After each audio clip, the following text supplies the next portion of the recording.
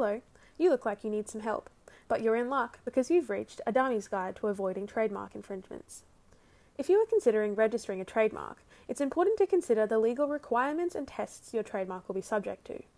The courts will first consider whether your trademark is substantially identical to another, and if not, then the consideration will be if it is deceptively similar to another. For the purposes of this educational video, we will focus on the latter test. The trademarks in question will not be compared side by side. Rather, the test is the impression left by the marks. This test considers the appearance and sound of the words, the nature of the goods, the kind of customer, and finally all of the surrounding circumstances. In order to be successful in your application, you must consider the following 5 key but non-exhaustive questions. Question 1.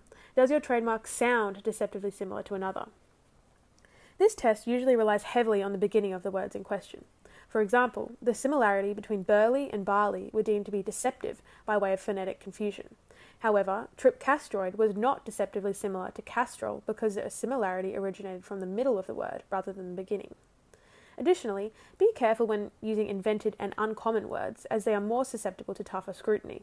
For example, the courts refused to register erectico as a trademark, as it was deceptively similar to another invented word, erector.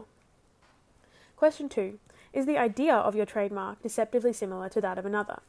Your trademark can be rejected if the idea engendered by it is the same as that of another's, regardless of the specific features, even if they are dissimilar. For example, while the words dial an angel and guardian angel were not deceptively similar, the associated logos, which each contained an angel with children, were considered to be deceptive as a result of the idea of the mark and the similar impressions created by them. Additionally, your trademark will likely be rejected if its name conveys the same idea as that of another, or vice versa.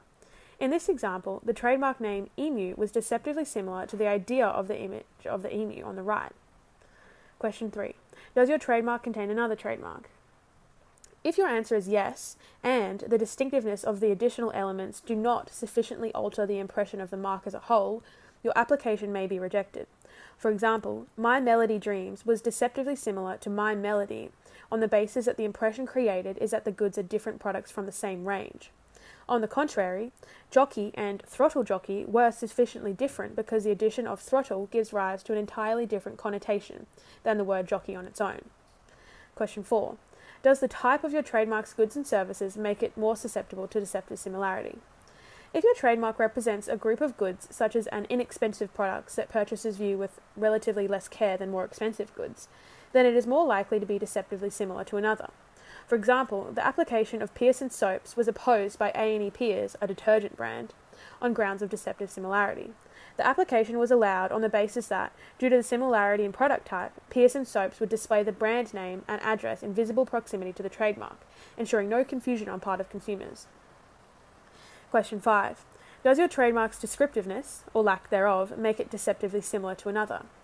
It is important to be aware of your trademark's specific descriptiveness.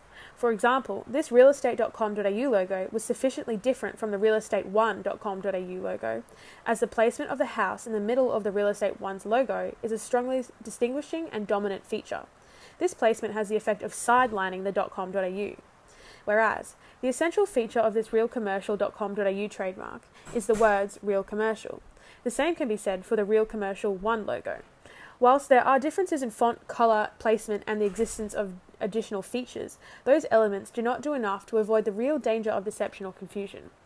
So, to sum up, if your trademark answered no to the previously mentioned questions, this means it will likely pass the test of deceptive similarity and likely be successful in its trademark application.